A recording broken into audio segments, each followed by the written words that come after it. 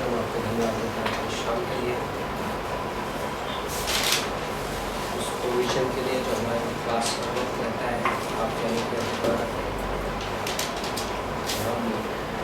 हम धर्मी कंडीशन में, हम धर्मी अवस्था में आपकी उपस्थिति ला सकते हैं। धर्मी अवस्था के अलावा कोई अवस्था नहीं है जिसको कि आप स्वीकार करो आपके सामने, लेकिन धर्मी अवस्था में हम आपके सामने खड़े हो सकते हैं, तो आपसे मांग सकते हैं, आपसे बातें कर सकते हैं, आपके साथ संबंध रख सकते हैं, आपके साथ संगति कर सकते हैं। प्रभु आपके वचन को सुन सकते हैं, आपके वचन को समझ सकते हैं, आपसे ग्रहण कर सकते हैं, आपके आपके आप में खुश हो सकते हैं, आपकी महिमा कर सकते हैं, आपकी प्रशंसा कर सकते हैं, आपके साथ एक भविष्य के लिए तैयार किए जा सकते हैं। आज की शाम हम अपने इन सारे बेनिफिट्स के लिए और अपने सारे फ़ायदों के लिए आपकी आराधना करते हैं और आपकी प्रशंसा करते हैं। ये हमारी काबिलियत की वजह से नहीं, हमारे कर्मों की वजह से नहीं, क्योंकि आपके अनुग्रह की वजह से। आज की क्लास के लिए आपका अनुग्रह मांगते हैं, आपकी शक्ति मांगते हैं, आपकी बुद्धिमत्ता मांगते हैं, आपके द्वारा हमारे मनों को खोला जाना मांगते हैं। प्रभु यीशु मसीह के नाम से ओके। सो रिव्यू क्वेश्चंस। पौलुस अपनी चिट्ठियों में अपना परिचय देते हुए अपने किस नाम का प्रयोग करता है? आप तो बिगनिंग में पहुंचे। यही है पास्टर। हाँ, पिछला वाला। राइट। तो पिछला रिव्यू अब मैं पिछली क्लास में से फ्रेश रिव्यू देने वाला हूँ। अच्छा, मे बी अभी आपके रिव्यू में ऐड हो जाएंगे question, but do we have any reviews? Last week हमने क्या पढ़ा? एनी सैलिएंट पॉइंट स्टूडेंट्स कुछ रिव्यू देना चाहते हैं? हाँ, चार तरीके की धार्मिकता बताइए। आप चारों को नाम कर सकते हैं बिना वर्ड्स कोट के, चारों का नाम दे सकते हैं। कौन सी चार धार्मिकता है? That's one question. Okay, 4 kinds of righteousness. पिछली क्लास में से रिव्यू ये है 4 काइंड्स ऑफ राइचियसनेस, 4 तरीके की धार्मिकताएं इस क्लास में जो सिखाई गई। First is what? Religious righteousness, धार्मिक धार्मिकता। Okay, then second one relative righteousness, तुलनात्मक धार्मिकता, रिलेटिव राइचियसनेस। दो रिव्यू का पार्ट नहीं है ये वर्ड्स, बट किसी को ध्यान है वर्ड्स कौन सी है रिलेटिव राइचियसनेस की? सेकंड कोरिंथियन 10:12, दूसरा कोरिंथियों का 10:12। ओके, रिलीजियस का किसी को याद है? धार्मिक धार्मिकता का 64:6 आइज़ाया 64:6, यशाया 64:6। There can be other verses also, okay, but class के कॉन्टेक्स्ट में मैं कुछ की वर्सेस देता हूँ। देन इनफैक्ट मैं आजकल एक स्टडी कर रहा हूँ, मैंने पूरी बाइबल में से राइचियसनेस वर्ड्स को सर्च करके एक जगह पे कंपाइल किया है। एंड मैं एक एक्सरसाइज कर रहा हूँ कि ओके, मैं इन वर्सेस को 4 में से किस कैटेगरी में प्लेस करूँगा। ये मैं एक मेंटल एक्सरसाइज से गुजर रहा हूँ, आप कर सकते हैं आपको चाहिए तो बाद में इवेंचुअली आपको। ओके, तीसरी कौन सी थी? Imputed righteousness. इम्प्यूटेड राइचियसनेस को थोपी गई धार्मिकता। Okay, imputed righteousness. Then imparted righteousness, प्रदान की गई धार्मिकता। ये 4 तरीके की धार्मिकताएं हैं। ओके, मेमोरी वर्सेस क्या क्या था?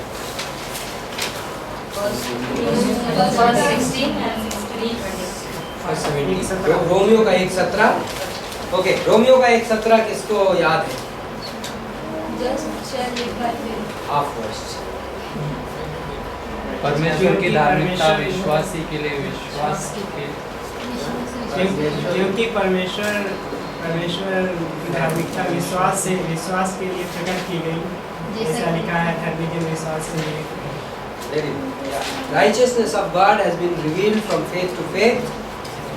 Therefore it is written, just shall live by faith. Okay? So Romeo का 1:17 ये आपकी मेमोरी वर्स है। एंड ये वर्स किसी ना किसी तरीके से आपके एग्जाम में पूछी जाएगी। ओके, देन दूसरी मेमोरी वर्स क्या थी? 3:23 3:23 क्या क्या है?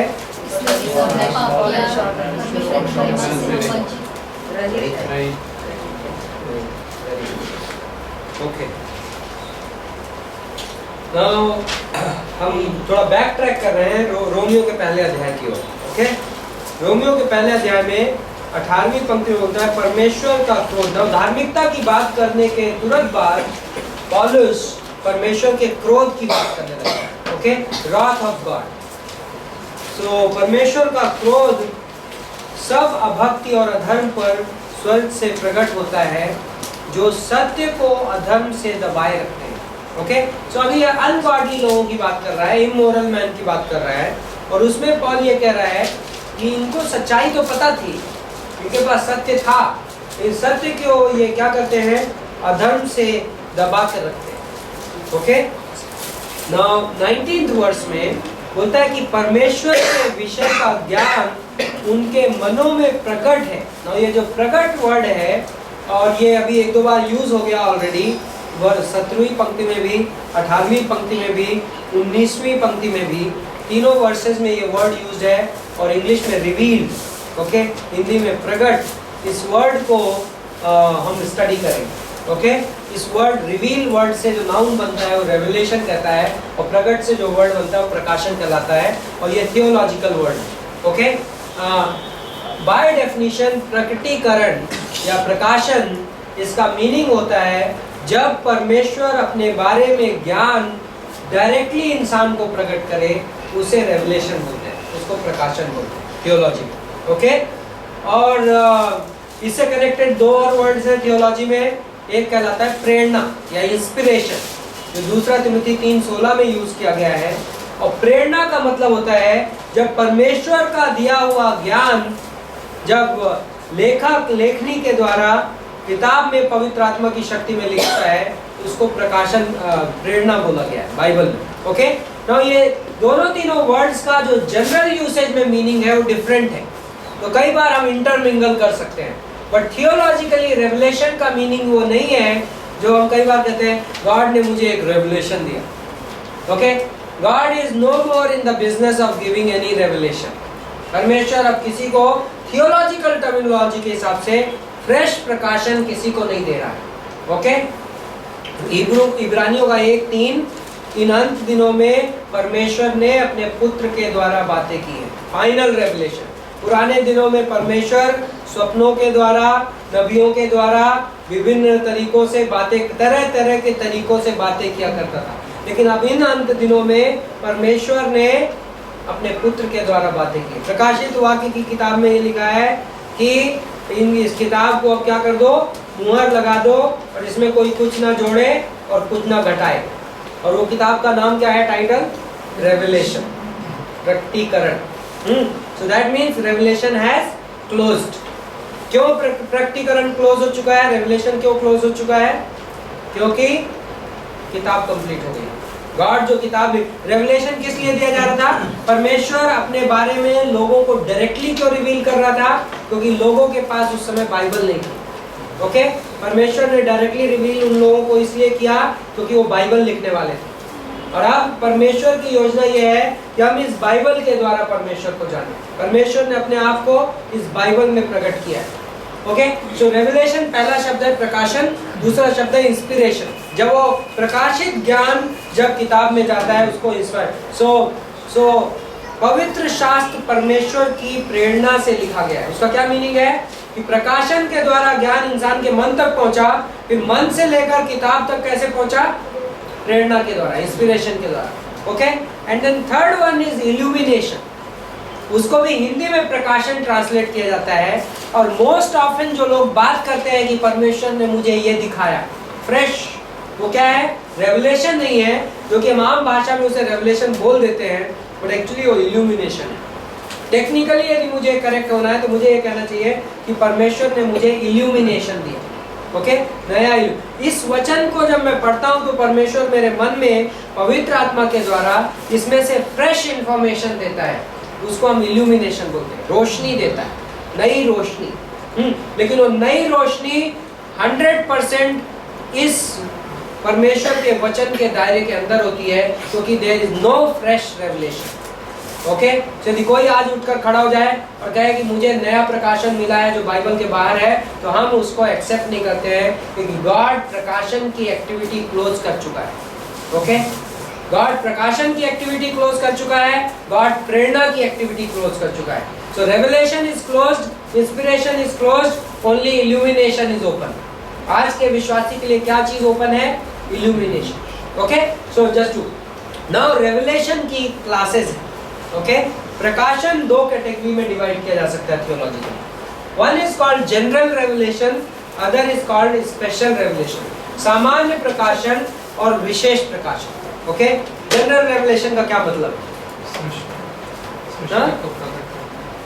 डेफिनेशन क्या है जनरल? आप टाइप में पहुंचे। सामान्य, सामान्य का मतलब क्या होता है? सामान्य, जनरल। ओके, जो आम आदमी को दिया गया है, जो हर किसी को दिया गया है, उसको सामान्य प्रकाशन बोलते हैं।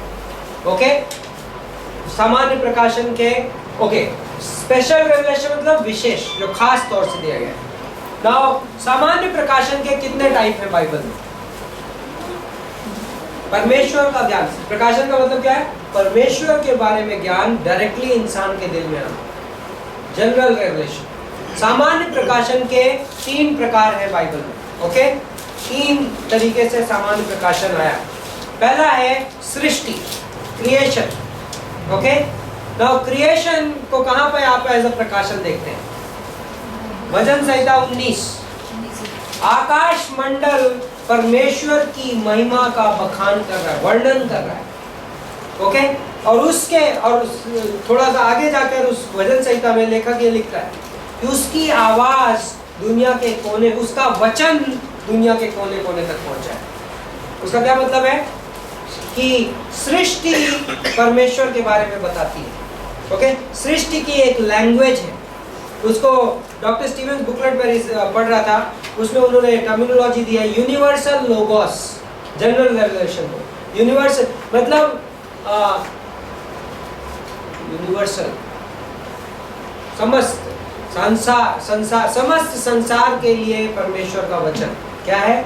General revelation. ओके, सो पहला। दूसरा, रोमियो का 1:20 जिस कॉन्टेक्स्ट से मैं यहाँ पर आया, रोमियो का परमेश्वर के विषय का ज्ञान उनके मनों में प्रकट है, और 20वीं पंक्ति में बोलता है क्योंकि उसके अनदेखे गुण अर्थात उसकी सनातन सामर्थ्य और परमेश्वरत्व जगत की सृष्टि के समय से उसके कामों के द्वारा देखने आती है, यहाँ तक कि वे निरुत्तर है। तो दैट मीन्स हर आदमी इस दुनिया में, उसके पास परमेश्वर के बारे में एक बेसिक इंफॉर्मेशन जनरल रेवलेशन के द्वारा दी गई है, और one of the agents is what? Creation, सृष्टि के द्वारा। राइट, सो भजन संहिता 19:1 और रोमियो का 1:20 दोनों पद कह रहे हैं कि सृष्टि सामान्य प्रकाशन का एक तरीका है। सेकेंडली, रोमियो का 2:14 और 15, हर इंसान के अंदर एक विवेक है। विवेक का मतलब क्या होता है? विवेक रोमियो के 2:14 के अनुसार, विवेक हमारे अंदर बिना व्यवस्था के आदमी के दिल में भी एक व्यवस्था है, नियम है, जो उसे उसकी गलती बताता है या उसकी अच्छाई बताता है। ओके, सो वो नियम है, और नियम इस बात की गवाही देता है कि नियम देने वाला कोई है। ओके, सो नियम मुझे ये बताता है, मेरे अंदर एक विवेक है जो टू एन एक्सटेंट मुझे परमेश्वर के बारे में बताता है। परमेश्वर कैसा है? परमेश्वर का हो सकता है, सृष्टि हो सकता है परमेश्वर का नाम ना बताए, लेकिन परमेश्वर के गुण बताती है। विवेक मुझे हो सकता है परमेश्वर का नाम ना बताए, लेकिन क्या? परमेश्वर के गुण बताते हैं। थर्ड वन इज प्रेरितों के काम 17 में है, एंड एग्जैक्ट वर्सेस मुझे इस वक्त मेरे दिमाग में नहीं है, maybe I can look for it. History. तीसरा जनरल रेवलेशन है इतिहास। इस दुनिया का इतिहास परमेश्वर की गवाही देता है। Let me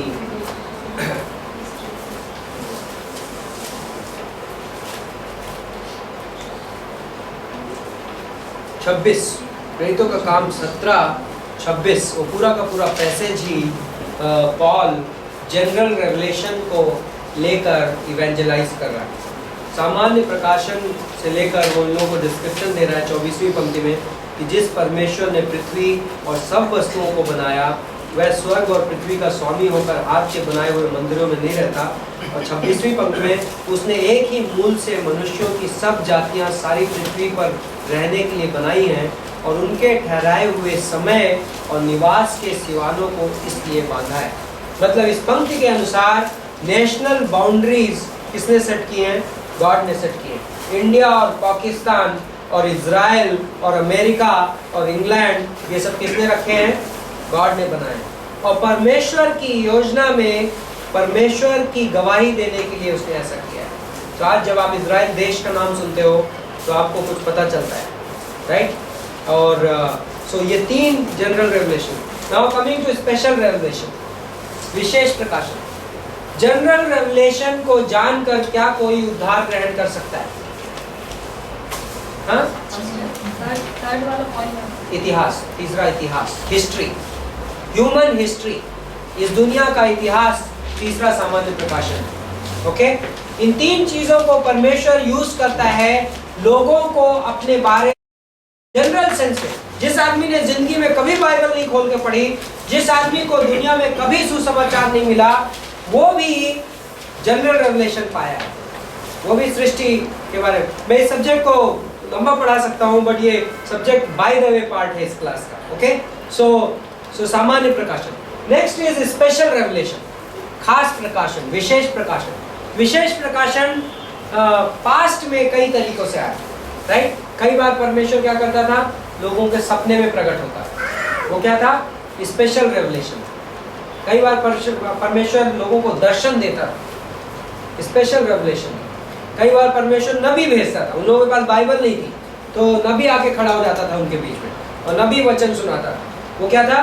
special revelation. और वहाँ पर इब्रानियों का 1 से 3 इंपॉर्टेंट है कि इब्रानियों का 1 से 3 कहता है कि पुराने दिनों में परमेश्वर ने विभिन्न तरीकों से बातें की है, बट इन अंत दिनों में परमेश्वर ने अपने पुत्र के द्वारा हमसे बातें की है। सो फाइनल स्पेशल रेवलेशन जो है वो कौन है? लोगोस, वचन। ओके, वो दोनों living logos and written logos. Okay, लिखा हुआ वचन क्या है? बाइबल है। और जीवित वचन कौन है? प्रभु यीशु मसीह। ये दोनों फाइनल स्पेशल रेवलेशन। परमेश्वर का नाम हमें सामान्य प्रकाशन से नहीं पता चलेगा, नहीं, परमेश्वर का नाम हमें विशेष प्रकाशन से पता चलेगा। क्वेश्चन ये, क्या कोई सामान्य प्रकाशन सुन के की आवाज सुन के उद्धार में आ सकता है? नहीं आ सकता, नहीं आ सकता। ओके, सामान्य प्रकाशन लोगों को विशेष प्रकाशन की ओर ले जाने के लिए। ओके, सामान्य प्रकाशन की जब आवाज, मतलब सृष्टि लोगों को यह नहीं बता सकती कि यीशु मसीह उद्धार करता है, लेकिन सृष्टि लोगों को यह बता सकती है कि इस संसार का रचनाकार कैसा होगा। और जब वो अपने दुनिया के धर्मों में आएंगे या उनको सुसमाचार जब उनके सामने डाला जाएगा तो उन्हें वो कंपेयर कर सकते हैं कि सृष्टि ने जो मुझे बताया था या मेरे विवेक ने जो मुझे बताया था उसके हिसाब से ये बराबर है कि नहीं है। ओके, सो नाउ ये पंक्तियां ये बोलती हैं इन लोगों ने सच्चाई को जानते हुए, इसको बोलते हैं इनहेरेंट गॉड कॉन्शियसनेस, आंतरिक परमेश्वर का बोध जो हर इंसान में, ये पंक्तियां बोल रही हैं, और इंसान किसी भी धर्म में पैदा हो, इस दुनिया के किसी भी जाति में, किसी भी हिडन ट्राइब में, जहाँ कबीलों में जहाँ पे कोई मिशनरी नहीं पहुंचा, वहां पे भी आदमी के पास क्या है? जनरल रेवलेशन है। उन्हें सुसमाचार नहीं सुनने मिला, परमेश्वर का सामान्य प्रकाशन सुनने मिला। एंड एक्चुअली हमारी मिशंस की थिंकिंग में ये बहुत इंपॉर्टेंट अंडरस्टैंडिंग है। तो कई बार मैंने ऐसी गवाहियाँ सुनी है कि लोग प्रभु की सेवकाई करने निकलते हैं और वचन सुनाने निकलते हैं, एंड कई बार जब वो इतना जबरदस्त भटके हुओं का समूह देखते हैं तो कई बार उनकी फेथ हिल जाती है और वो कह सकते हैं, ओ माय गॉड, इतने सारे लोग सुसमाचार में विश्वास नहीं करते, और तो परमेश्वर इतने सारे लोगों को तो कंडेम नहीं करेगा, दंड में नहीं देगा, तो मे भी मेरी गॉस्पेल रॉन्ग है। मे भी कोई दूसरा तरीका भी होगा, राइट? तो इसलिए हमें ये समझना ये बहुत इंपॉर्टेंट है कि जनरल रेवलेशन क्या फंक्शन क्या है। ओके, ये पंक्तियां ये बोल रही हैं कि उन लोगों ने उसका आदर नहीं किया, लेकिन 20वीं पंक्ति के अंत में कि वे निरुत्तर हैं, उनके पास कोई एक्सक्यूज नहीं है, they don't have any excuse. मतलब कि यदि उन्हें गॉस्पेल सुननी, कई बार ये सवाल उठता है, यदि किसी इंडिया के किसी गांव में एक पीढ़ी पहले मेरे बाप दादाओं में जो पूरे के पूरे गांव में पूरे हिंदू है, एक भी क्रिश्चियन नहीं है, उस गांव में यदि किसी ने कोई गॉस्पेल नहीं सुनी, किसी ने उसको कोई गॉस्पेल नहीं सुनाई, कोई मिशनरी नहीं आया और वो मर गया, तो क्या परमेश्वर उसे फिर भी नर्क भेज देगा? एज इफ की गलती परमेश्वर की है। पर ये पंक्तियां ये बोल रही है कि नहीं, वे निरुत्तर है। क्यों निरुत्तर है? क्योंकि जितनी सच्चाई उन्हें दी गई, उस सच्चाई को उन्होंने बराबर से रिस्पॉन्ड नहीं किया, उन्होंने उस सच्चाई को क्या कर दिया? दबा दिया।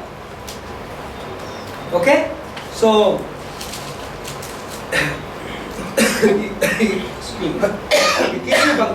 इस कारण की परमेश्वर को जानने पर भी उन्होंने, ये किसकी बात हो रही है? क्रिश्चियंस नहीं है, ओके, ये अन्य जाति है। और ये बाइबल बोल रही है परमेश्वर को जानने पर भी, that means a basic level of God consciousness, universal logos. Bible, एक certain part of the Bible उनके अंदर है, एक हिसाब से परमेश्वर ने, like not exactly Bible, but मैं कह रहा हूँ एक हिसाब का प्रकाशन उनके अंदर है। और उन्होंने जितना उन्हें पता चला उसके हिसाब से परमेश्वर की बड़ाई नहीं की और उसका धन्यवाद नहीं किया, परंतु व्यर्थ विचार करने लगे और यहाँ तक कि उनका निर्बुद्ध मन अंधेरा हो गया। Okay, so that was about revelation, प्रकाशन की डॉक्ट्रिन।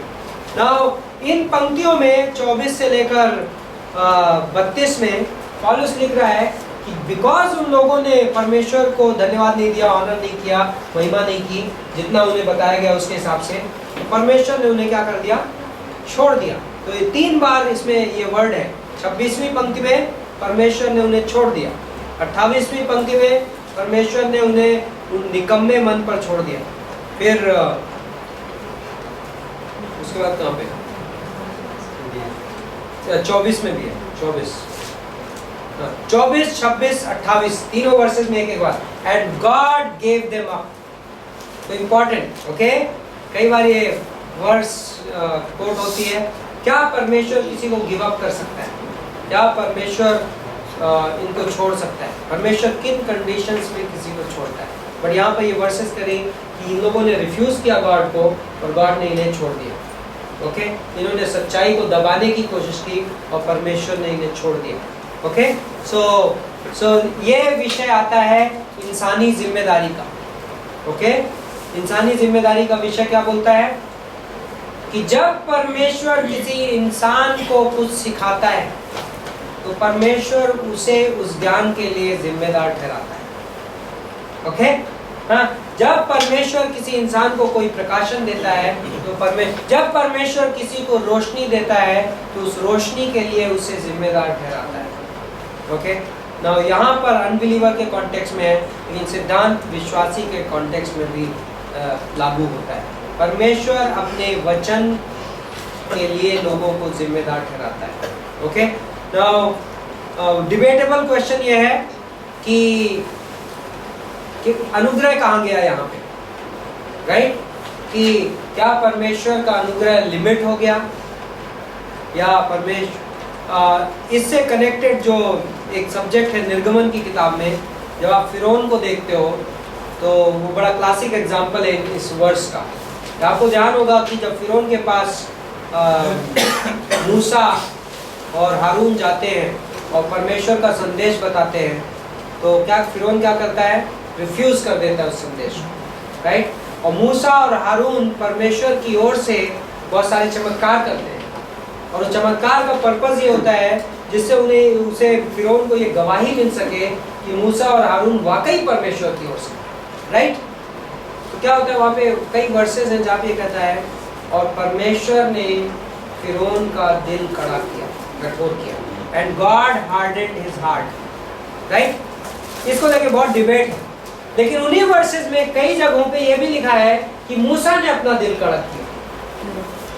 राइट, सॉरी, फिरौन ने अपना दिल कड़क किया, Pharaoh hardened his heart. So actually निर्गमन की किताब के 4थे अध्याय से 12वें अध्याय के बीच में 20 टाइम्स हार्डेंड हार्ट की बात है, कठोर दिल की बात है, 20 बार। 20 में से 10 बार फिरौन ने अपना दिल कठोर किया, लेकिन 10 बार परमेश्वर ने दिल कठोर किया। इंटरेस्टिंग, इसमें 2 प्रिंसिपल्स छुपे हुए हैं।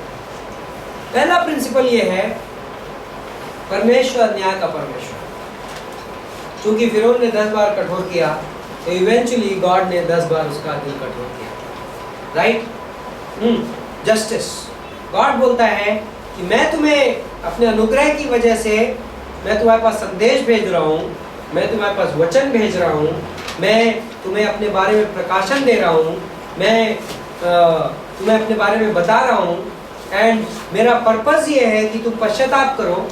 लेकिन यदि तुम नहीं करोगे और यदि तुम अवज्ञा ही करते रहोगे, तो हमें नहीं पता वो स्टेज कब आती है, बट इवेंचुअली गॉड ये कह रहा है कि मैं तुम्हारे दिल को कड़क कर रहा हूं, ओके, मैं तुम्हें अब उस चीज का दंड दे रहा हूं। सो निर्गमन की किताब में प्रिंसिपल ये है कि जब आप देखते हो पहले 7 रेफरेंसेस, यदि आप निर्गमन के 4 से ट्रेस करना चालू करेंगे तो पहले 7 रेफरेंसेस दिल कठोर करने के बारे में फिरौन की ओर से। पहले आपको बार बार क्या मिलेगा, होता है फिरौन ने अपना दिल कड़ा किया, फिरौन ने अपना दिल कड़ा किया। लेकिन 7वें अध्याय के ऑनवर्ड्स आप देखते हो 4 से 6 तक, 4, 5, 6 में कौन हार्ट कड़क कर रहा है, फिरौन कड़क कर रहा है। देन 7वें अध्याय से कौन कड़क करना चालू करता है, परमेश्वर कड़क। परमेश्वर कहता है ओके फिरौन, तुम्हें अपना हार्ट कठोर करना है, मैं दिखाता हूँ कठोर होके क्या होता है, राइट। एग्जैक्टली वही चीज यहाँ पे इन लोगों के साथ हो रही है। इन लोगों ने पहले परमेश्वर का ज्ञान आया, इन्होंने धन्यवाद नहीं दिया, इन्होंने महिमा नहीं की, ये व्यर्थ हो गए अपनी थिंकिंग में, और उसके बाद एक प्रोग्रेशन चालू हुआ। गॉड ने कहा ओके तुम अपने आप को अच्छा समझते हो तो मैं तुमको दिखाता हूँ कि तुम कहाँ पे जा सकते हो। एंड उसके बाद जो डिस्क्रिप्शन है वो बहुत माइंड ब्लोइंग है, राइट। इन लोग कामुकता में फंस गए, ये होमोसेक्सुअलिटी का यहाँ पे जिक्र है, विभिन्न तरीके की गंदगियों में फंस गए। क्या हो गया, डाइग्रेशन, ये नीचे गिरते गए। परमेश्वर ने कहा तुमने अभी तक जो हो उसमें तुमने मेरे रोल को एक्नॉलेज नहीं किया है, तो मैं तुम्हें दिखाता हूँ कि मेरे बिना तुम्हारा क्या हाल हो सकता है, राइट। सो एक स्टेटमेंट किसी ने दिया था, good can not stay good for ever, it will either turn bad और गॉडली। मतलब अच्छाई हमेशा अच्छाई नहीं बनी रह सकती, अच्छाई या तो बुराई बन जाती है, नहीं तो भक्ति में बदल जाती है। यदि मैं परमेश्वर मेरी लाइफ में ना आए तो मेरी मोरल गुडनेस इवेंचुअली इमोरलिटी में बदल सकती बहुत आसानी से, बिना परमेश्वर के, राइट। सो ये वो लोग। तो दूसरे चैप्टर में,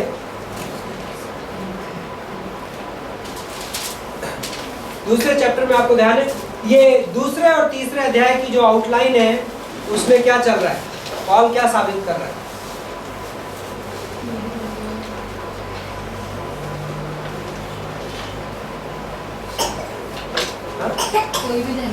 कोई भी धर्मी नहीं। दूसरे और तीसरे अध्याय का जो सारांश है वो कहाँ पे है, 3:23 में। सभी ने पाप किया है और परमेश्वर की महिमा से रहित है। मतलब गॉड के सामने किसी की कोई स्टैंडिंग नहीं है, वो सारांश। तो पॉल ने एक एक करके आदमी लिए। पहले उसने अभक्तों को ले लिया, ओके, इमोरल मैन, सारे एग्री करेंगे कि जितने पापी हैं, जो गंदगियों में लगे हुए हैं, मूर्ति पूजा में लगे हुए हैं, एक दूसरे की बुराई करने में लगे हुए हैं, अपने माँ बाप की अवज्ञा करने में लगे हुए हैं, होमोसेक्सुअलिटी में लगे हुए हैं, व्यभिचार में लगे हुए हैं, ये लोग तो ऑब्वियसली इस कैटेगरी में आ गए। ओके, सेकेंड कैटेगरी कौन से लोगों की है, मोरल मैन। ओके, तो दूसरे पर दोष लगाने वाले, हाँ, तू दूसरे अध्याय की पहली पंक्ति में, तू कोई भी क्यों ना हो, तू भी निरुत्तर है। क्यों? तो मोरल मैन की क्या प्रॉब्लम है? जो आदमी नैतिक जिंदगी बिता रहा है उसकी क्या प्रॉब्लम है? हाँ जी, अपने को अच्छा समझ रहा है, दूसरे को समझ रहा है। यहाँ ये पंक्तियां ये बोल रही, जिस बात पर तू दूसरों पर दोष लगाता है तू भी उन्हीं बातों का गुनहगार है। इसका क्या मतलब? मतलब यदि मैं किसी पर चोरी करने, मर्डर करने का जुर्म लगा रहा हूँ, दोष, तो मैं क्या बोल रहा हूँ मेरे हार्ट में कि मैं अच्छा हूँ।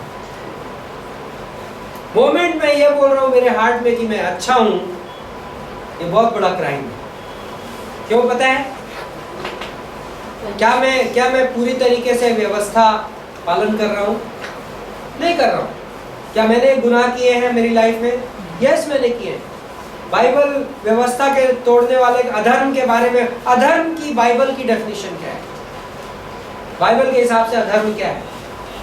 इस दुनिया में जैसे आप किसी टिपिकल रिलीजियस आदमी से मिलो और पूछो अधर्म क्या होता है, जैसा कोई मर्डर कर दे, कोई डकैती कर दे, ये अधर्म है, राइट? बाइबल की अधर्म की परिभाषा अलग है। हाँ, बड़े पाप। हाँ, बड़े पाप अधर्म है। बाइबल की अधर्म की परिभाषा याकूब 2:10 में है। यदि मैं पूरी व्यवस्था में से एक चीज को तोड़ता हूं तो मैं सारा का गिल्टी हो गया। ओ नौजवान रिच यंग रूलर यीशु मसीह के पास आया, उसने कहा अनंत जीवन पाने के लिए मुझे क्या करना चाहिए? यीशु मसीह ने आज्ञाएं दी, बताइए। वो तो मैं बचपन से पूरी करता है। यीशु मसीह ने क्या किया पता है? उन्हें एक काम करो, अपनी सारी जायदाद बेच के मेरे पीछे आ जाओ। क्या हो गया? कई बार लोग बड़े उसको आउट ऑफ कॉन्टेक्स्ट देखते हैं, बट बेसिकली यीशु मसीह ये प्रूव कर रहा था कि तुम में कोई काबिलियत नहीं है कि तुम पूरी की पूरी व्यवस्था पूरी कर सको। सो व्यवस्था को एक जगह पे तोड़ने से तुम सारी व्यवस्था के गुनहगार हैं। सो गुनाह, किसी दूसरे पर गुनाह लगाने का हक सिर्फ उस आदमी को है जो खुद गुनहगार ना हो, राइट? कन्फ्रंटेशन कैसे बोला है? किसी कोई गलत करता हुआ दिखा, कन्फ्रंट कर रहे हैं। कन्फ्रंटेशन दूसरे कॉन्टेक्स्ट में आ गया। कन्फ्रंटेशन का गॉड के सामने बात नहीं है, ह्यूमन ऑर्गेनाइजेशंस और ऑर्डर का इशू है ना। सो इवन कन्फ्रंटेशन में मैं उस व्यक्ति पर परमेश्वर के समक्ष दोषारोपण नहीं कर रहा हूँ, मैं करेक्शन कर रहा हूँ और मेरा फोकस कन्फ्रंटेशन में हड्डी जोड़ने पे है। लाइक गलातियों का 6 बोलता है कि यदि कोई भाई पाप में गिर गया हो तो तुम में से जो आत्मिक हो में जाओ नम्रता की भावना से, जिससे कि उसे वापस ला सको।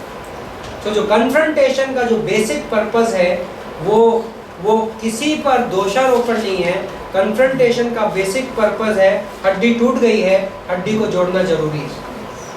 डॉक्टर का काम है पुनर्स्थापन, that is restoration. So no confrontation is for accusation, confrontation is for restoration. So but यहाँ पर जिस एक्यूजेशन की बात हो रही है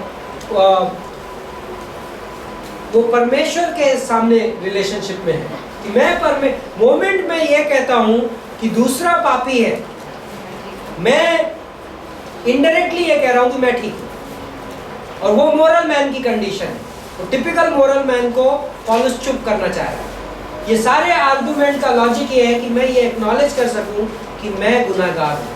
रोमियो के 3:23 से मैं एग्री कर सकूं, क्योंकि पॉलुस को पता है कि जो धार्मिकता का सिद्धांत है, इस सिद्धांत को कोई भी व्यक्ति तब तक नहीं ग्रहण कर सकता जब तक वो इस सारांश तक ना पहुंचे कि मैं गुनाहगार हूँ।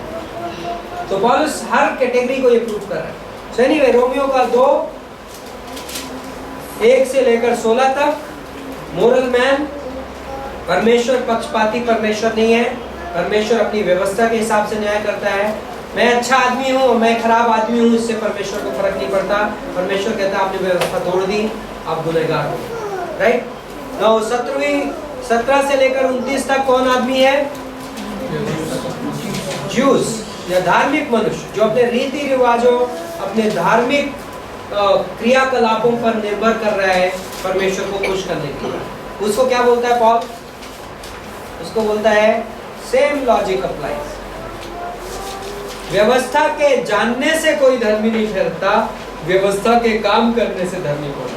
तुमको बहुत ग्रंथ आते होंगे, ओके, तुम बहुत सारी चीजें रिसाइट करते होगे, तुमने बहुत सारी यात्राएं की होंगी, तुमने बहुत सारे बलिदान दिए होंगे, तुमने खतना कराया होगा, लेकिन इन सब से आपके व्यवस्था तोड़ने का जो गलती है वो नहीं माफ होगा। ठीक है, सो दैट इज सारांश। ओके, नाम रोमियो के 3 में चल रहे हैं इस सिद्धांत पे। इस सिद्धांत को बोलते हैं डिप्रेविटी का सिद्धांत, ओके, भ्रष्टता का सिद्धांत, प्रिंसिपल ऑफ टोटल डिप्रेविटी।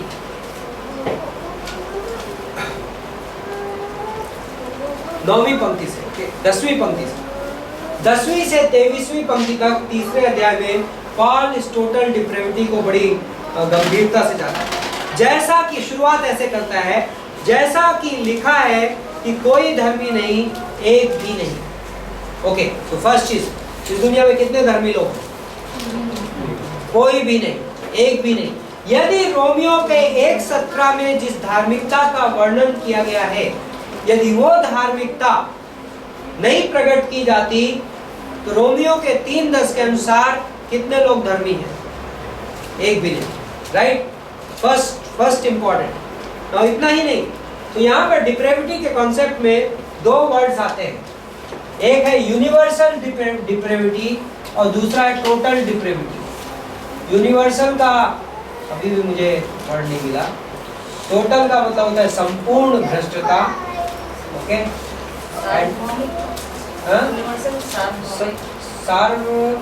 सार्वजनिक भी हो सकता है ना, नॉट अ बैड वर्ड। सार्वजनिक इज पब्लिक, और सार्व आप क्या बोलेंगे? सार्वभौमिक is the right word, okay, सार्वभौमिक, okay, new addition to the vocabulary, सार्वभौमिक। I hope I remember it for the next time. Some students have to remind me later. Okay, so universal depravity, सार्वभौमिक भ्रष्टता, okay, for Hindi students you have to remember, and total depravity, संपूर्ण भ्रष्टता। Now universal depravity का मतलब है कि इस दुनिया का प्रत्येक इंसान भ्रष्ट है। Now this is more easily understood. Most Christians and most theology students universal depravity को total depravity मानते हैं, लेकिन पॉल की थियोलॉजी में और बिब्लिकल थियोलॉजी में ये दोनों अलग अलग चीज। यूनिवर्सल डिप्रेविटी ये बोलती है, सार्वभौमिक भ्रष्टता ये बोलती है कि इस दुनिया का प्रत्येक इंसान भ्रष्ट है। वो 10वीं पंक्ति में है, लेकिन आप 11वीं पंक्ति से देखिए, कोई समझदार नहीं, कोई परमेश्वर को खोजने वाला नहीं, सब भटक गए हैं, सबके सब निकम्मे बन गए, कोई भलाई करने वाला नहीं, एक भी नहीं। ये तीनों पंक्तियां यूनिवर्सल डिप्रेविटी की बात कर रही है, ओके। बट अब जब आप 13वीं पंक्ति से शुरू होते हैं तो जो डिप्रेविटी है दूसरे लेवल पे पहुंच जाती है, ओके, जो भ्रष्टता की परिभाषा दूसरे लेवल पे जाती है। उनका गला खुली हुई कब्र है, ओके, तो बात गले तक पहुंच गई, ओके। किनका गला की बात हो रही है? हम सब के गले पे आ गई, ओके। हमारा गला खुली कब्र है। Wow, I don't know whether we can maybe expose it on that, हाँ, कि खुली कब्र से क्या निकाला? Mind your words, okay. May be आज आपने अपने मुंह से कुछ शब्द बोले होंगे जो ऑलमोस्ट लाइक खुली कब्र से निकले हो। I hope not, okay. उन्होंने अपनी जीभों से छल किया है, ओके। डिस्क्रिप्शन, ये बाय द वे ये पॉल का ओपिनियन नहीं है, ये परमेश्वर का इंसान के बारे में डिस्क्रिप्शन है, ओके। और हमें ये कन्विंस होना होगा कि ये हम हैं, ओके। जीभों से छल किया, उनके होठों में सांप का विष है। ओह वाओ, आई थॉट कि मैं स्वीट होठ वाला आदमी, हाँ, बट क्या है? सांप का विष है, डेंजरस। उनका मुंह शाप और कड़वाहट से भरा है, उनके पांव लहू बहाने को फुर्तीले हैं। वाह, उनके मार्गों में नाश और क्लेश है, उन्होंने कुशल का मार्ग नहीं जाना है, उनकी आंखों के सामने परमेश्वर का भय नहीं। What a picture, right? मतलब ऊपर से नीचे तक सब कुछ कवर कर दिया, हाँ, ओके। लाइक पांव से लेकर, एंड यदि कुछ रह गया होगा तो कुछ लोग बोलते हैं अरे पास्टर ये सब तो ठीक है, हाँ, मेरा दिल तो अच्छा है। उसके बारे में भी सुन लेते हैं। जेरेमाया 17:9।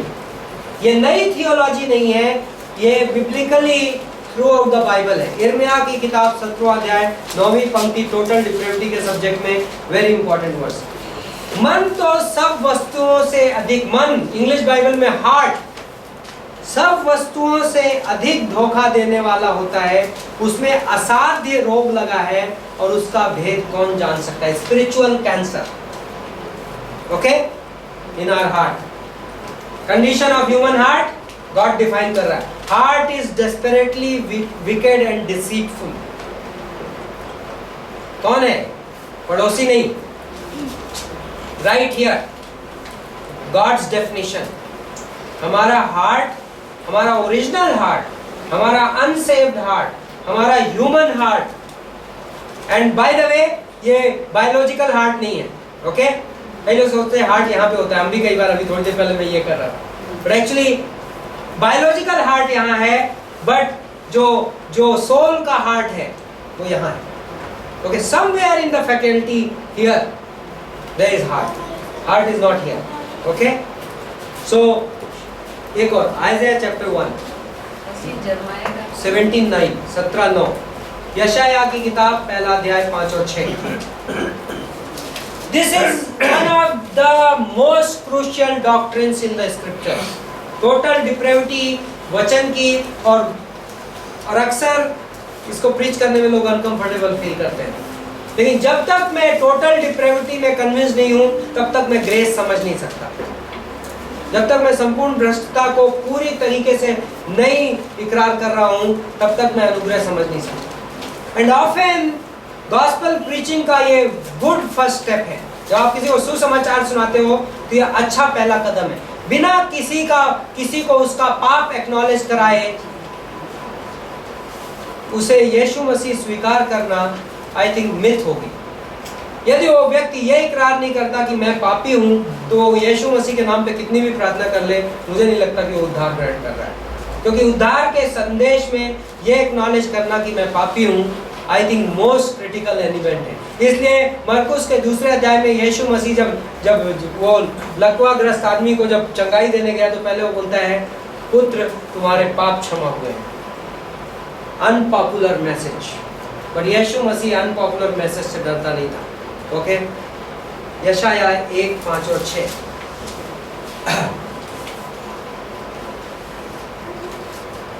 4 से शुरू कर देते हैं। हाय ये जाति पाप से कैसी भरी है। वाह, ये गॉड की वॉइस है। इसके बारे में कौन सी जाति? हिंदू, मुस्लिम, सिख, ईसाई नहीं, इंसान, राइट। हाय ये जाति पाप से कैसी भरी है, भरी है। This is total, this is not just universal. Like मेरे अंदर टोटल डिप्रेविटी ये बोलती है मैं पूरी तरीके से डिप्रेव्ड हूं। इंसान ऊपर से लेकर नीचे तक पूरी तरीके से भ्रष्ट है और इसके अंदर कुछ भी अच्छा नहीं है। ओके, टोटल डिप्रेविटी का मतलब ये very hard to believe, very hard sometimes to confess, लेकिन इंसान के अंदर कुछ भी अच्छा ही नहीं है। ये टोटल डिप्रेविटी का मैसेज। एक typical moral man will never agree to this. वो बोलेगा इस दुनिया में इतने हॉस्पिटल हैं, इतना अच्छा काम हो रहा है, हम समाज सेवा कर रहे हैं, हम लोगों को ये करके दे रहे हैं, हम इतने सारे अच्छे काम करते हैं, आप टोटली डिप्रेव्ड कैसे बोल सकते? That's why biblical message preached as it is may not be so popular, लेकिन this is what Bible says, totally depraved. Okay, ये समाज अधर्म से कैसे लदा हुआ है, लदा हुआ है, लेडन। इस वंश के लोग कैसे कुकर्मी हैं, ये लड़के वाले कैसे बिगड़े हुए हैं। उन्होंने तो यहोवा को छोड़ दिया है, उन्होंने इज़राइल के पवित्र को तुच्छ जाना है, वे पराए बनकर दूर हो गए। तुम बलवा कर करके क्यों अधिक मार खाना चाहते हो? और ये सुनिए, तुम्हारा सिर, बात माइंड तक पहुंच गई। ओके, तुम्हारा सिर घावों से भर गया है और तुम्हारा हृदय दुख से भरा है और नख से सिर तक। Okay, this is the main statement. कहां से?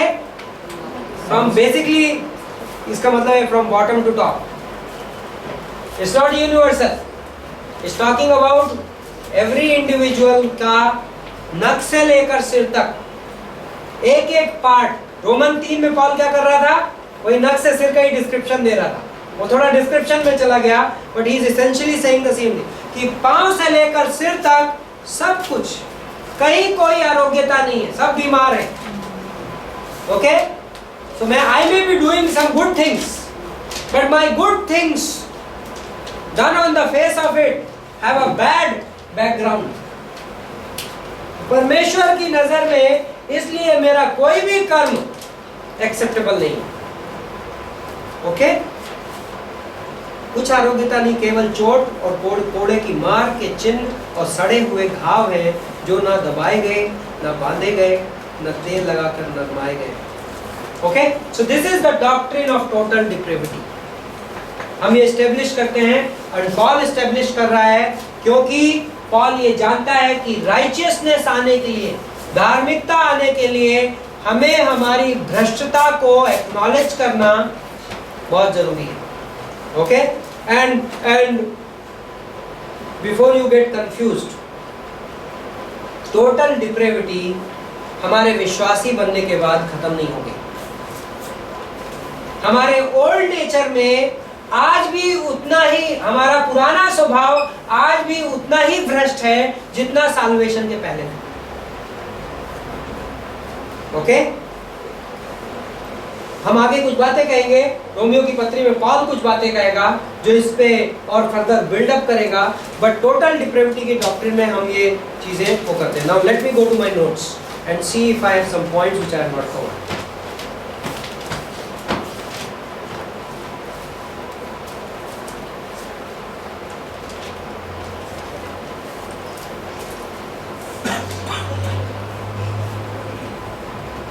टोटल डिप्रेविटी का सिद्धांत ये बोलता है कि इंसान अपनी ताकत पर उद्धार पाने में सक्षम नहीं है। ओके, एक कंक्लूजन टोटल डिप्रेविटी का ये है कि इंसान अपनी ताकत में उद्धार पाने में सक्षम नहीं है, लेकिन उद्धार को ग्रहण करना, स्वीकार और इनकार करने में सक्षम है।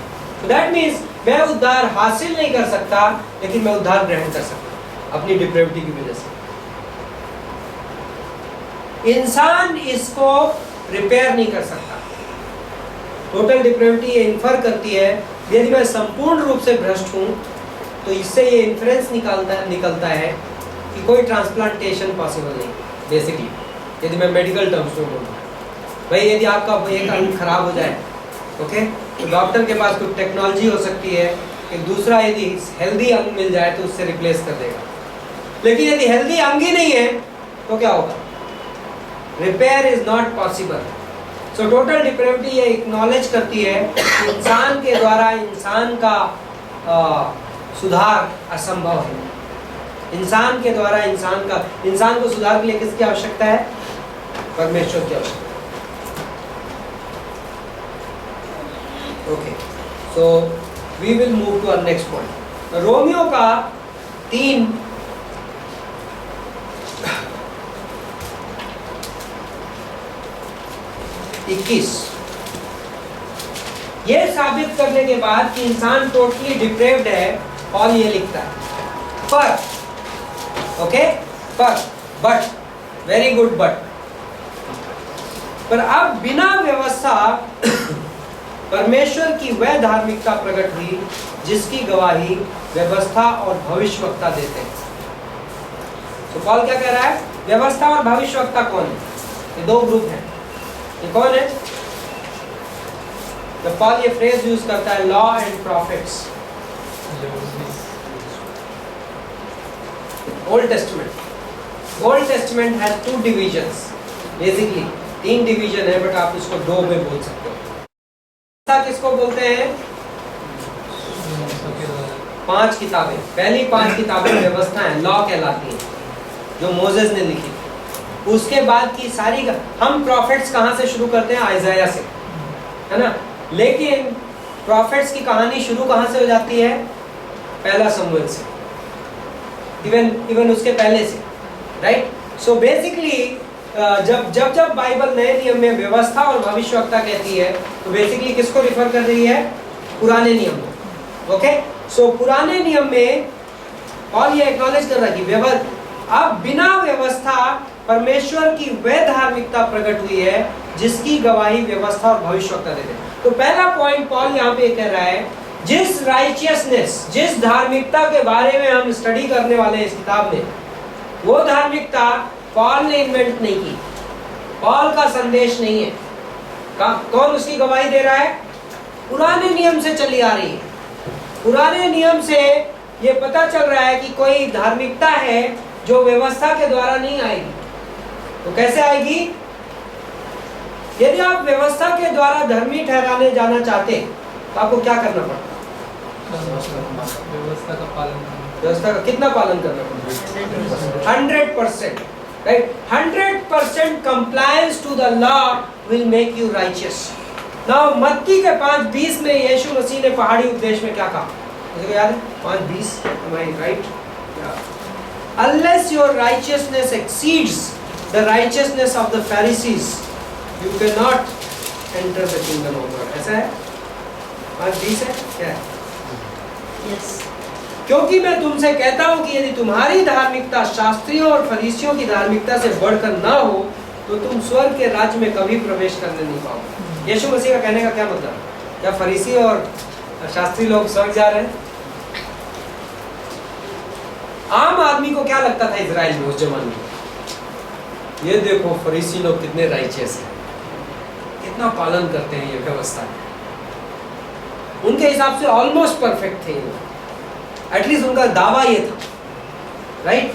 यीशु मसीह कह रहा है तुम्हारी जो धार्मिकता, स्वर्ग के राज्य में प्रवेश करने के लिए जिस धार्मिकता की आवश्यकता है वो धार्मिकता फरीसी जो इवन एस्पायर कर रहे हैं अचीव करने की, उससे कहीं ज्यादा थी। तो जीसस उसको एक दूसरे प्लेन पे ला देता है धार्मिकता, राइट? सो पॉलुस उसी धार्मिकता की बात कर रहा है और उस धार्मिकता को हम डिफाइन कर रहे हैं एज इम्प्यूटेड राइचियसनेस। ओके, थोपी गई धार्मिकता। क्यों थोपी गई धार्मिकता? बिना व्यवस्था के प्रकट हुई। यदि व्यवस्था के द्वारा मैं धर्मी बन जाता तो क्या होती? मैंने अटेन की, राइट? मैंने हासिल की, मैं डिजर्व करता हूं, मैं इसके योग्य था। इन थोपी गई क्या होती है? नॉट मी, किसी और ने मुझ पे डाल दी, मेरी योग्यता पर आधारित नहीं बल्कि देने वाले पर आधारित। ओके, सो थोपी गई धार्मिकता। नाउ जो ये वर्ड है राइचियसनेस, इसका मीनिंग क्या है? एनीबॉडी? हमने दिया है डेफिनेशन धार्मिकता शब्द का meaning? Being rightly related with God, परमेश्वर के साथ सही तरीके से संबंधित हो जाना। ओके, ये सेकंड डेफिनेशन कह सकते हैं कि being as right as God is, that's the righteous perfection, moral and spiritual perfection. God is righteous, परमेश्वर स्वयं धर्मी है। धार्मिकता परमेश्वर का एक एट्रीब्यूट है या गुण है। उसका मतलब क्या है? परमेश्वर के बारे में बहुत सारे गुण परमेश्वर की धार्मिकता पर निर्भर करते हैं। जैसे परमेश्वर पवित्र है, परमेश्वर न्यायकर्ता, परमेश्वर सच्चा है, परमेश्वर बदलता नहीं है। ये सारे के सारे गुण पता है किस चीज पर निर्भर है? परमेश्वर। चूंकि परमेश्वर धर्मी परमेश्वर है इसलिए परमेश्वर वो बाकी कुछ है। तो परमेश्वर की धार्मिकता थियोलॉजिकली परमेश्वर के गुणों में भी बहुत इंपॉर्टेंट प्लेस रखता है। For the sake of understanding हम इस तरीके से नहीं बोल सकते कि परमेश्वर की धार्मिकता परमेश्वर का बना गुण है, क्योंकि परमेश्वर के सारे गुण परफेक्ट है अपने आप में। बट एक्चुअली परमेश्वर के गुणों की एक परिभाषा कुछ थियोलॉजियन देते हैं, परफेक्शन। परमेश्वर का गुण वर्ड यूज करना पसंद नहीं करते कुछ थियोलॉजियन, एट्रीब्यूट वर्ड कुछ, and I kind of understand that. गुण वर्ड, गुण कैसा हम बोलते हैं?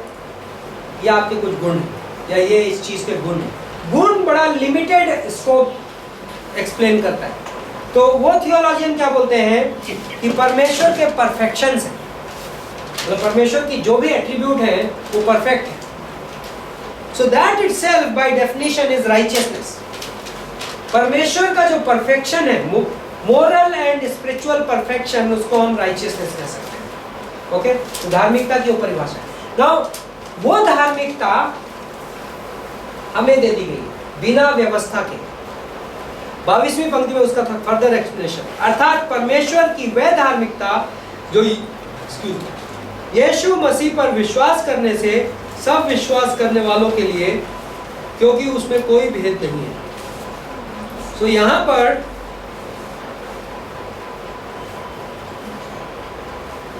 चौबीसवीं पंक्ति में, परंतु उसके अनुग्रह से उस छुटकारे के द्वारा जो मसीह यीशु में है सेत मेत में धर्मी ठहराए जाते हैं। ओके, नाउ इंग्लिश बाइबल में एक टर्म है जो मैं जब नया विश्वासी था मुझे बहुत भारी लगता था, और वो टर्म है जस्टिफिकेशन या जस्टिफाइड। हिंदी बाइबल में उसको ट्रांसलेट किया गया है धर्मी ठहराया जाना। नाउ दो वर्ड है, ओके, एक है धर्मी बनाया जाना और दूसरा वर्ड है धर्मी ठहराया जाना, और दोनों में फर्क है। जस्टिफिकेशन जो ये शब्द है यह ठहराया जाना या घोषित किए जाना, धर्मी घोषणा, घोषित होना। तो ये जो टर्म है ये लीगल टर्म है, कानूनी। ओके, मेरे रिकॉर्ड में मेरा नाम के सामने एक अकाउंट रख दिया गया। ओके, क्रेडिट कर दिया गया, मेरे नाम पे क्रेडिट कर दिया गया। क्रेडिट एंड डेबिट जानते हैं ना? हाँ, आपके बैंक अकाउंट में कोई पैसा आपने चेक डिपॉजिट किया, वो क्रेडिट हो गया, राइट? सो अब आपका हो गया। आप कोई आदमी बोले, कोई आदमी बैंक में कंप्लेंट करे, ओ साहब वो कुछ ऐसा था, नहीं वैसा था, वो उसने मुझे धोखा दिया था, वो उसको वापस। बैंक बोलेगा मैं नहीं जानता, इसके अकाउंट में ये क्रेडिटेड है तो ये इसका पैसा, राइट? ठीक वैसे ही हमारे नाम पे क्या होगी? धार्मिकता क्रेडिट कर दी गई, गिनी गई। कई बाइबल में ट्रांसलेशन है वह हमारे लिए धार्मिकता गिना गया, counted as righteousness. Ibrahim believed God and that was counted as righteousness. तो इब्राहिम ने परमेश्वर पर विश्वास किया और वह उसके लिए धार्मिकता गिना गया, राइट? गिना मींस क्रेडिट हो गया, घोषित धर्मी ठहरा। So this justification word legal term, हम इसकी डेफिनेशन में थोड़ा और बाद में जाएंगे। अभी हम इस राइचियसनेस, सो राइचियसनेस के हमने आपको दो प्रकार बोले थे, और इस स्टेज में रोमियो के 3, 4, 5 में पॉल थोपी गई धार्मिकता की बात कर रहा है, imputed righteousness. Okay, that brings us to this term, imputation.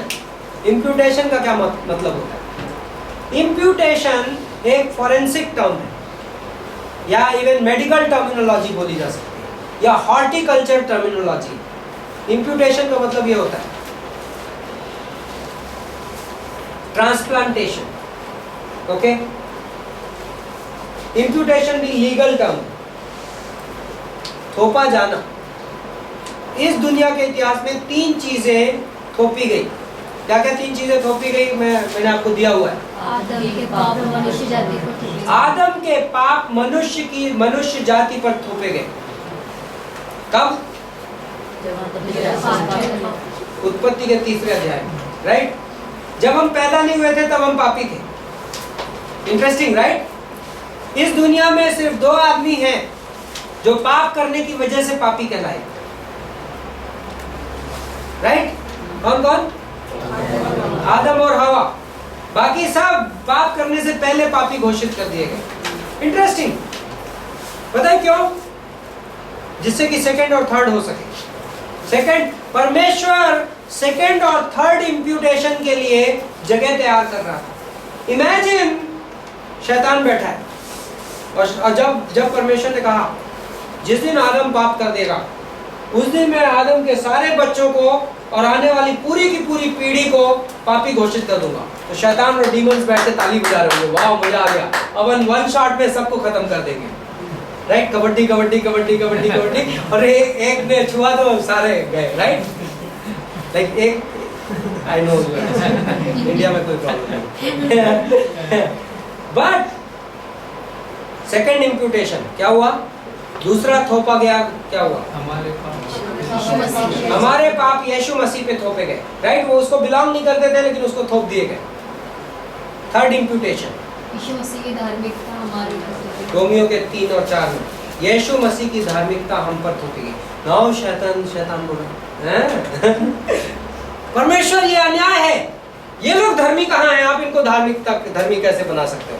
परमेश्वर कहेगा जैसे मैंने आदम के पाप इनके ऊपर थोपे थे, ठीक उसी लॉ के द्वारा मैंने इनके पाप अपने पुत्र पर थोपे थे, और ठीक उसी इकोनॉमी में अब मैं अपने पुत्र की धार्मिकता इन पर थोप रहा हूं। 3 इम्प्यूटेशन। ओके, परमेश्वर की बुद्धिमत्ता ने इंसान को उसके पाप से बाहर निकालने का आदम के समय से ही इंतजाम कर दिया, राइट? इसको बोलते हैं इम्प्यूटेड राइचियसनेस, थोपी गई धार्मिकता। ओके, तो चौथे अध्याय में पॉल डिफेंड कर रहा है कि ये जो थोपी गई धार्मिकता है सिर्फ इसकी एक कंडीशन है बाइबल के हिसाब से, और वो क्या है? क्या है? विश्वास के द्वारा। ओके, किस पर विश्वास के द्वारा? यीशु मसीह पर विश्वास के द्वारा। यीशु मसीह पर विश्वास के द्वारा क्यों? क्योंकि ये इम्प्यूटेड राइट, थोपी गई धार्मिकता मुझे मेरी योग्यता के आधार पर नहीं मिल सकती। मुझे कैसे मिलेगी? ये मुफ्त में मिलेगी। यदि ये मुझे में मुफ्त में मिल रही है तो फिर इसकी कीमत किसने चुकाई? यीशु मसीह ने चुकाई। इसलिए यीशु मसीह पर विश्वास करने के द्वारा ये धार्मिकता मुझे मिलती है। नाउ क्वेश्चन इज, यहूदियों को इस बात पे हजम नहीं होगी ये बात, ऐसा कैसे हो सकता है? तो पॉल यहूदियों के लिए केस तैयार करता है, और वो कौन सी पंक्ति में है? चौथे अध्याय की 6वीं, 7वीं और 8वीं। ओके, 4 से 8, 1 से 8 तक पढ़ते हैं। चौथा अध्याय 1 से 8। सो हम क्या कहें कि हमारे शारीरिक पिता इब्राहिम को क्या प्राप्त हुआ? किससे बात कर रहा है पॉल? यहूदियों से बात कर रहा है। और क्या बोल रहा है? चलो इब्राहिम के बारे में बात करते हैं। तुम लोग नहीं मानने को तैयार हो? ये पॉल की, कुछ लोग क्या एक्यूज कर रहे होंगे, ये पॉल की नई डॉक्ट्रिन। आज भी पेंटिकोस्टल चर्च के आई वाज शॉक्ड, मुझे कई महीनों पहले एक सिस्टर मिली, बोलती है आप लोग भी पॉल पे बहुत ज्यादा विश्वास करते हो ना? मैंने कहा ये तो नया है मेरे लिए। तो मैं भी उस समय भी लोग ब्लेम कर रहे होंगे पॉल को, पॉल तुमको नई डॉक्ट्रिन लेके आ रहे हो। तो पॉल ने कहा चलो इब्राहिम के बारे में बात करते हैं, पुराने नियम से उदाहरण उठाते हैं। यदि इब्राहिम कर्मों से धर्मी ठहराया जाता तो उसे घमंड करने की जगह होती, परंतु परमेश्वर के निकट नहीं। ओके, तो बेसिस क्या है पता है? क्या मेरे कर्म परमेश्वर को ग्रहण योग्य हो सकते हैं? कितने भी, मैं क्या मेरे अच्छे कर्म परमेश्वर को ग्रहण योग्य हो सकते हैं?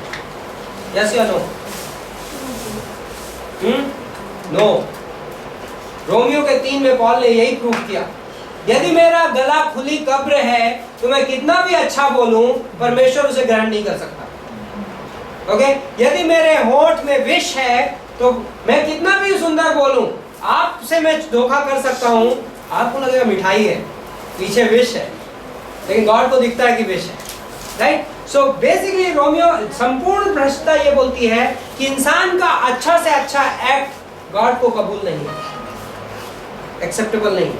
ओके, और यदि एक्सेप्टेबल नहीं है तो अब जो धार्मिकता इंसान को मिलेगी वो इंसान के कर्मों के आधार पर नहीं हो सकती, क्योंकि गॉड कर्मों के आधार पर दे नहीं सकता, क्योंकि ये कर्म ग्रहण योग्य ही नहीं। सो पॉल बोल रहा है यदि इब्राहिम कर्मों से धर्मी ठहराया जाता तो उसे घमंड करने की जगह होती, परंतु परमेश्वर के सामने नहीं। ओके, इंसान के सामने कर सकते हो। पवित्र शास्त्र क्या बोलता है बाय द वे, पुराना नियम, यह कि इब्राहिम ने परमेश्वर पर विश्वास किया और वह उसके लिए धार्मिकता गिना गया। पॉल कौन सी वर्ड्स कोट कर रहा है? Anybody nose? ये वर्ड्स पुराने नियम में से है, उत्पत्ति 15:6। ओके, और ये इंपॉर्टेंट वर्ड्स है। Ibrahim believed God and it was counted as righteousness for him. Paul ने उनके भी आर्गुमेंट क्लोज कर दिए एंड होपफुली आज के क्रिश्चियन के भी आर्गुमेंट्स क्लोज कर दिए, राइट? ओल्ड टेस्टामेंट में लोगों के पास थोपी गई धार्मिकता थी कि नहीं? हाँ, थी। ये वर्ष ये बोल रही है, Ibrahim believed God, it was counted as righteousness for him. Ibrahim ने परमेश्वर पर विश्वास किया और वह उसके लिए धार्मिकता गिना गया। राइट? कौन सी गिना गया? कौन सी धार्मिकता है? ये वाली लीगल राइचियसनेस, ये कानूनी धार्मिकता है। ये अकाउंट में आ गई तो आ गई। यहाँ पे मैं बिल्कुल बेगारा व्यवहार करूं, हाँ, या मैं बिल्कुल बिगड़ा रहूं, लेकिन यदि मेरे अकाउंट में स्वर्ग में ये थोपी गई धार्मिकता है तो है। Okay, Ibrahim believed God and it was counted as righteousness. Second question, Genesis 15 में इब्राहिम कहाँ पे है? बहुत सारे लोग बोलते हैं इब्राहिम परमेश्वर के लिए इसलिए कबूल था कि इब्राहिम की जिंदगी बदल गई और 22 अपना पुत्र सौंप दिया। ये वर्ष कहाँ पे है? 15वें अध्याय में। 15वें अध्याय के बाद आपको इब्राहिम की कहानियां पता है। इब्राहिम ने क्या क्या किया है? झूठ बोले और हाजिरा। हेगार इंसिडेंट कब हुआ? 15वें के बाद में हुआ, बाय द वे, राइट? है ना? तो इम्प्यूटेड राइचियसनेस कब आ गई थी इब्राहिम के पास? हाजिरा के आने के पहले, पुत्र को बलि देने के पहले। इब्राहिम परमेश्वर के सामने कब जस्टिफाई हो गया? इन सब एक्ट, जिंदगी सुधरने के बहुत पहले, राइट? उसके बाद उसने व्यभिचार करा। मैं ये नहीं प्रूव कर रहा हूं कि हमें करना चाहिए, okay? Don't misunderstand and I know you do, okay? लेकिन हम ये कह रहे हैं कि उत्पत्ति 15 पॉल पर्पसली एंड पुराने नियम में परमेश्वर ने सारे लीगलिस्टिक लोगों का मुंह बंद करने के लिए, सिर के बल मत गिरना, Lazarus has resurrected. So Abraham believed God and that was counted as righteousness. तो ये imputed righteousness है, ये थोपी गई धार्मिकता। 5वीं पंक्ति में, परंतु जो काम नहीं करता वरना भक्तिहीन के धर्मी ठहराने वाले पर विश्वास करता है। So one and only condition for imputed righteousness, थोपी गई धार्मिकता की इकलौती शर्त क्या है? क्या है? विश्वास। ओके, यीशु मसीह पर विश्वास। उसका विश्वास उसके लिए धार्मिकता गिना जाता है। जिसे परमेश्वर बिना कर्मों के धर्मी ठहराता है उसे दाऊद भी धन्य कहता है। धन्य है वे जिनके अधर्म क्षमा हुए और जिनके पाप ढके गए हैं। ये कौन सी वर्ष है? किसी को याद है? ये भी ओल्ड टेस्टमेंट। और पॉल बहुत स्मार्ट है। पॉल लगा ये ज्यूज के ना जितने हीरोज हैं सबका नाम ले लेते हैं यहाँ पे। ओके, तो इब्राहिम का नाम ले लिया, अब डेविड की बारी आ गई। कौन सा साम है ये? 32:1, भजन संहिता 32:1। Blessed are those who sins are forgiven, right? And verse 8 में वो एक और माइंड ब्लोइंग साम यूज करता है। आई थिंक उसी की सेकंड वर्स है। ये धन्य है वह मनुष्य जिसे परमेश्वर पापी न ठहराए।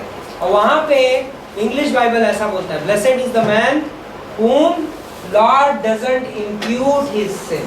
तो ये जो imputation वर्ड का जो प्रिंसिपल आया वो कहाँ से आया? भजन संहिता 32:2।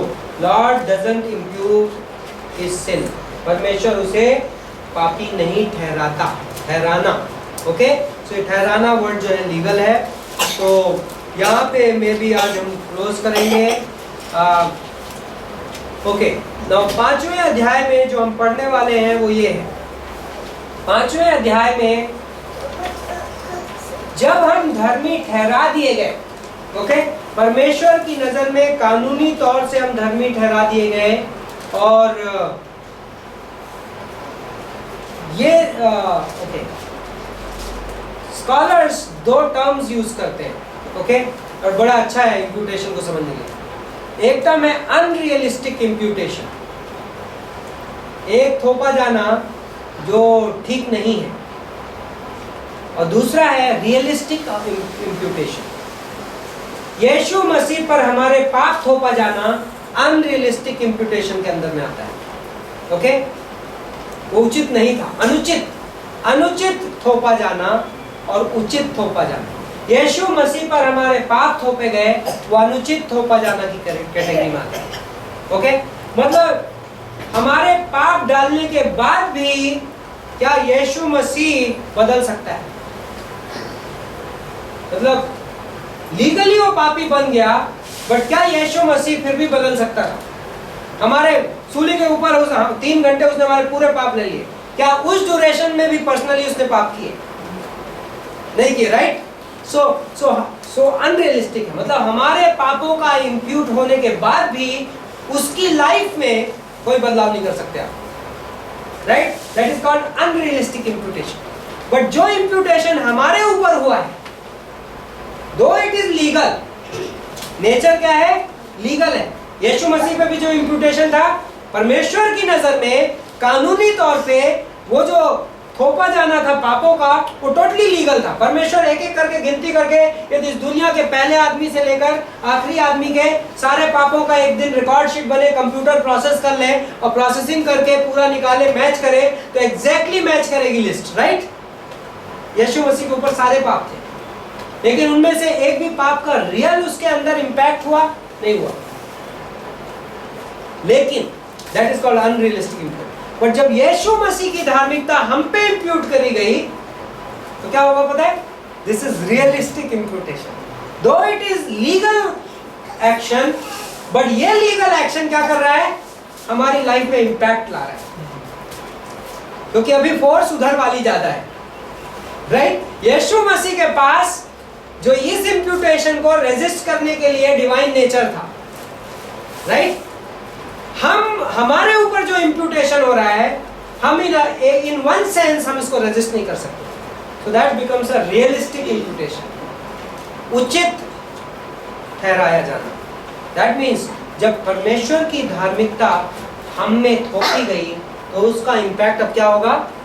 हमारी जिंदगी में आएगा। तो रोमियो के 4 के एंड से 5वें के पूरे में, और इनफैक्ट पूरी की पूरी बची हुई रोमियो की पत्री, पॉल एक एक करके हमें वो खजाना दिखा रहा है कि इस धार्मिकता की वजह से अब हमारी जिंदगी में हो क्या रहा है। बिकॉज मेरी परमेश्वर के समक्ष स्टैंडिंग बराबर हो गई, चूंकि मेरा परमेश्वर के साथ संबंध और मेरा परमेश्वर के सामने का जो स्थान है वो ठीक हो गया। Because that is the definition of righteousness, right? Right standing before God, right relationship with God, परमेश्वर के साथ सही संबंध, परमेश्वर के समक्ष सही स्थान। इस वजह से अब हमें बहुत सारे फायदे मिलने वाले हैं। रोमियो के 5 में पॉल ब्रीफली उन फायदों का जिक्र करेगा, पोजिशनल फायदों का, और 6 से पॉल फिर उन फायदों को हमारी लाइफ में कैसे इंप्लीमेंट करना है उनकी बातें करेंगे। Okay, so now next class hopefully Romans 5, 6, 7 and 8. Okay, so that's our syllabus for next class. पिता, हम आपको धन्यवाद देते हैं शाम के लिए, आपके अनुग्रह के लिए, आपके उस अद्भुत वचन के लिए, इन सिद्धांतों के लिए जो आप सिखा रहे हैं। और प्रभु, हमारी प्रार्थना है कि हम इनसे फैमिलियर ना हों और हम इनको नए फ्रेश तरीके से सीखें। हम ये हमारे दिल की गहराइयों में जाएं, हमारे अंदर बदलाव पैदा करें, उस टोटली डिप्रेव्ड मैन को एक राइचियस मैन में बदलना सिर्फ आपको आता है, और आप ये काम करते हो। प्रभु यीशु मसीह के नाम से आमीन।